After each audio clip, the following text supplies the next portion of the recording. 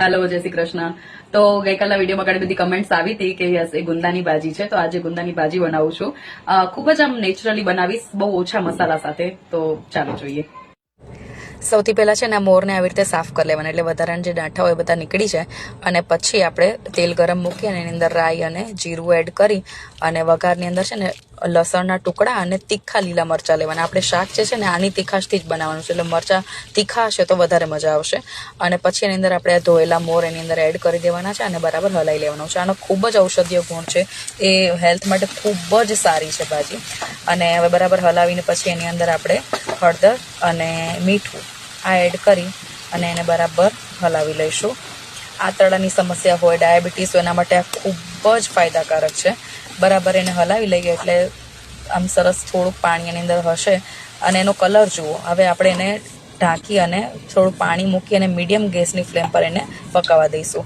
આમ એનો કલર છે ને ચેન્જ થશે એટલે આપણને ખ્યાલ આવશે કે પાકવા માંડી છે. જો થોડી વાર પછી આપણે ખોલી તો એનો કલર થોડોક બદલાઈ ગયો છે. હજી થોડીક વાર હજી અને આપણે એને ચડવા દઈએ એટલે ફરીથી હલાવીને આપણે એને ઢાંકી દઈશું. એ જ રીતે થાળી અને એના પર પાણી મૂકેલું છે એ જ થાળીથી. અને થોડી વાર પછી આપણે ખોલીને ફરી પાછું ચેક કરી લઈએ અને ચમચાથી છે ને થોડુંક એના દાણાને દબાવી જોવાનું અને બરાબર ચડી ગયા હોય તો થઈ ગયું હશે, અથવા થોડી વાર વધારે મૂકવું હોય તો મૂકી શકાય. અને હવે છે ને એને મીડિયમ ફ્લેમ પર જ રાખી અને એમાં મસાલા એટલે ધાણા જીરું પાવડર અને થોડુંક લાલ મરચું આટલું જ એડ કર્યું છે.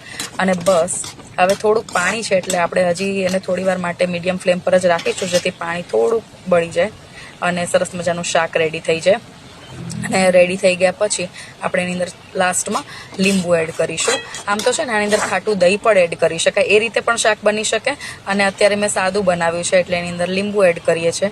અને આવી જ રીતે આપણું મસ્ત મજાનું ગુંદાની ભાજી અથવા તો ગુંદાના મોરનું શાક રેડી થઈ ગયું છે. અને હવે આપણે એને ટેસ્ટ કરી જોઈએ. તો ભાજી બનીને રેડી છે. જો ખૂબ ઓછા મસાલા સાથે બનાવી છે, મને આવી જ ગમે છે અને હું તો આમ જ ખાઈશ વગર રોટલીએ. એટલે તમે પણ જરૂરથી ટ્રાય કરજો જો અવેલેબલ હોય તો. અને ખૂબ સરસ બનતી હોય છે. કંઈક યુનિક ટેસ્ટ હોય છે એટલે મને તો આ ટેસ્ટ બહુ જ ગમે છે. ચલો આવો.